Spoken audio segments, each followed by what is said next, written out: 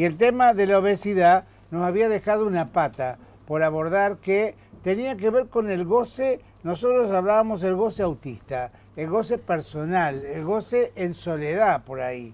Entonces, primero, ¿qué significa el goce despojado de la presencia de otra persona?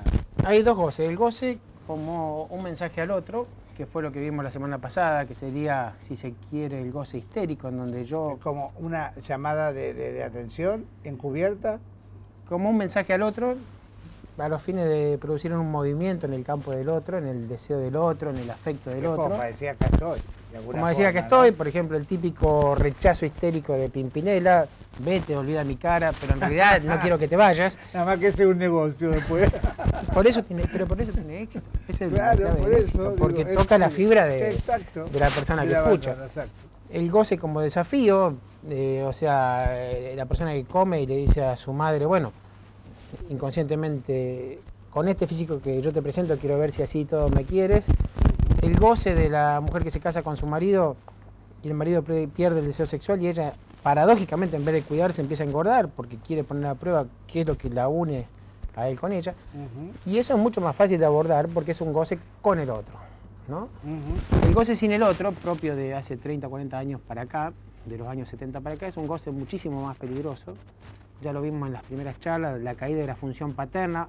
Ojo que cuando hablo de función paterna, vuelvo a repetir, no es el padre con número de documento tal, es la figura paterna que incluye la ley. Ser desde un estado ausente a una sociedad que no te contiene. Totalmente. Yo creo que el modelo de la familia Ingalls reunía, y por eso tuvo tanto éxito esa serie, en una sola persona, en el padre, las dos figuras. La figura del padre simbólico, claro, que representaba la ley, la religión, la sociedad, el respeto por el otro, el límite. La familia idílica. Sí. La que pintaban. Sí. Y por otro lado, el padre biológico, ¿no? Bueno, acá no se trata del padre biológico, sino de todo lo que representaba acá el padre, ¿no? Y bueno, la caída del padre generó, al caer, la función simbólica. El caer es el límite que actuaba como guillotina y que generaba un límite entre el sujeto y el otro. Límite extremadamente necesario para el deseo sexual. El deseo sexual existe gracias a ese límite. El deseo sexual en el ser humano no desea cosas.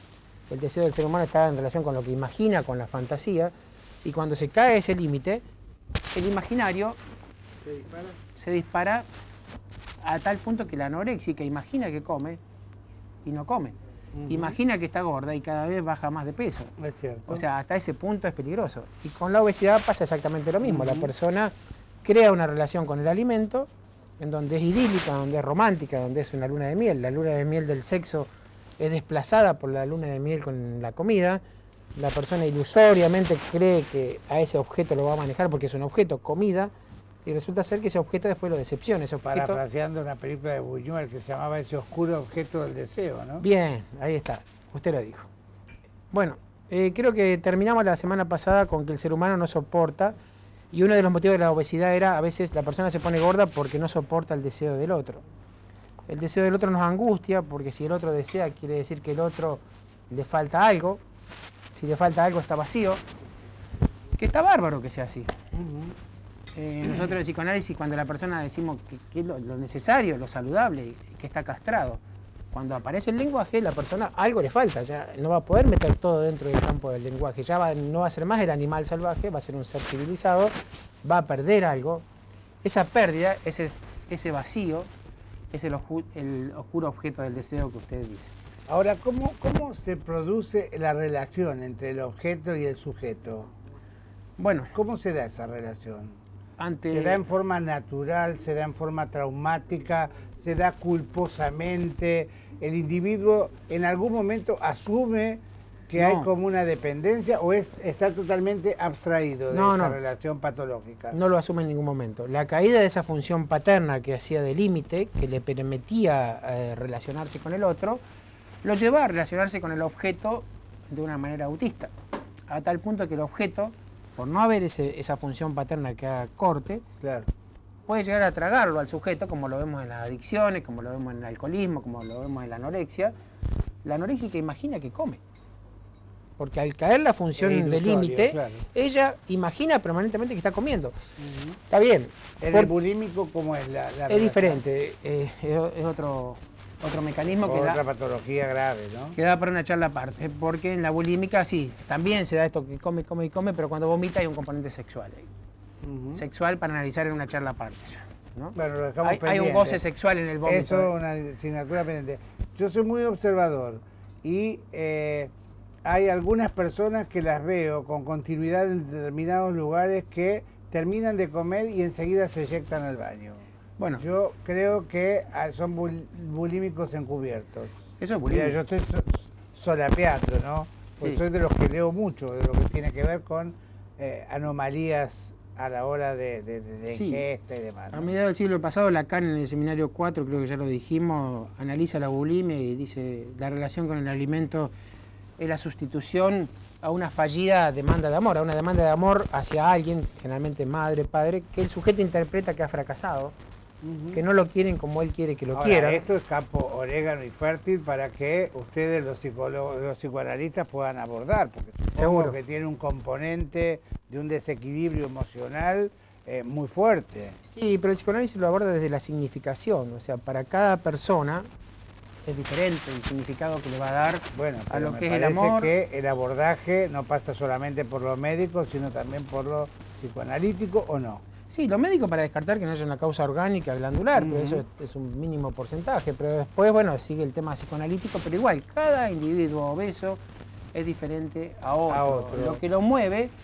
en el psicoanálisis trabajamos con el significante, con la significación. Cuando uno le dice a alguien, ¿y para usted qué significa ser obeso? Y para algunas personas van a decir, y yo soy un gordo bueno y por eso todos me quieren. Para una mujer podrá decir, y me evito el deseo de los hombres que no me vean como un objeto. O sea, para cada persona... Siempre ustedes se dan cuenta que tienen una respuesta.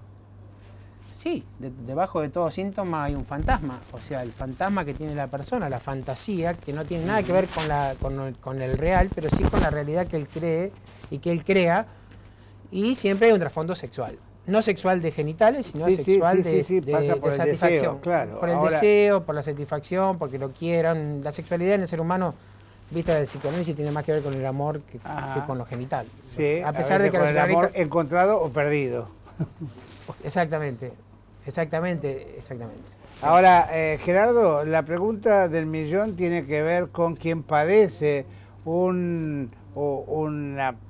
patología como esta, ¿no? Que tiene que ver con el goce autista, como lo estábamos llamando. Digo, ¿de qué manera se aborda la cura? Que no debe ser sencilla. Es dificilísimo.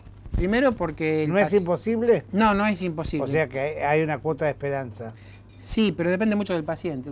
O sea... ¿Del paciente solo o de todo el mundo que lo circunda también? Porque a veces yo he escuchado, por eso quiero la respuesta de alguien idóneo, que más de una vez cuando se habla que se está ante alguien que sufre de anorexia o de bulimia, lo que hace enseguida el profesional es convocar también a su entorno más directo, ¿no? Sí, para ver cómo pueden llegar a estar influyendo. Pero en el fondo es una batalla del paciente con su propio síntoma, porque el síntoma le ayuda a estabilizarse a él, digamos. El paciente obeso, en el goce autista más todavía, se defiende de la angustia. Angustia que tiene que ver con empezar a sentir. Cuando la persona empieza a bajar de peso, es cuando más se angustia. Dice, pero yo era mucho más feliz antes, era un gordito feliz. Resulta que vos me hiciste bajar de peso, pero ahora estoy angustiado. Sí, está bien, eso es sano que se angustie. La angustia, ¿por qué? Porque empieza a sentir cosas, porque la obesidad generaba un efecto de anestesia en la persona, porque la persona no quería enfrentarse con su propio deseo, porque el deseo de por sí angustia, siempre el deseo angustia, porque si yo deseo quiere decir que algo me falta, y si algo me falta quiere decir que hay un vacío. Vacío que va a mover toda actividad humana. La civilización que hoy tenemos es gracias a ese vacío, todos vamos detrás de ese vacío, pero está lleno de angustia. Una pregunta. Y la angustia es buena en ese caso. Una no es pregunta, ¿cuándo notan ustedes los profesionales que este síndrome del goce autista irrumpió de una manera contundente en la vida de la sociedad moderna? Y en 1970 aproximadamente... ¿A raíz de algo puntual? Sí, el progreso de la sociedad capitalista empieza a hacer caer la función simbólica del padre, con todo lo que eso implica. O sea, cae el maestro, cae el juez, o sea, caen los referentes, lo que fueron parámetros. Lo que fueron parámetros. El neurótico de por sí no tolera que el padre, el presidente del Estado y demás esté embarrado, o sea, deseen, le falten cosas, lo ven como completo, como que no le falta nada. Eso es una visión ilusoria. Pero lo que está pasando ahora con el desarrollo de la sociedad capitalista es mucho más grave. O sea, la caída es total. O sea, ya no hay más padres, ya no hay más juez, ya no hay más presidente, ya no hay más ley, ya no hay más referentes que nos den garantía. Entonces, al caer esa función, cae el deseo, porque el deseo se generaba gracias a ese límite. Yo deseaba al otro sexualmente por ese límite, por la prohibición. Y crece la función del imaginario, la función de la persona que se mira al espejo. Como decíamos la otra vez, en internet hay una foto muy cómica de un gatito que se mira al espejo y ve un león, ¿no? Entonces, el crecimiento de la función imaginaria ha llevado a que el obeso se vea en el espejo como él era cuando tenía... Sí, como un Adonis, exactamente. Exactamente. El padre es el que hace ese corte y le dice, no, pará. El real es este. Me parece bárbaro que quiera bajar de peso, o en el último caso, si no quiere bajar de peso, que te valoren por otras cosas.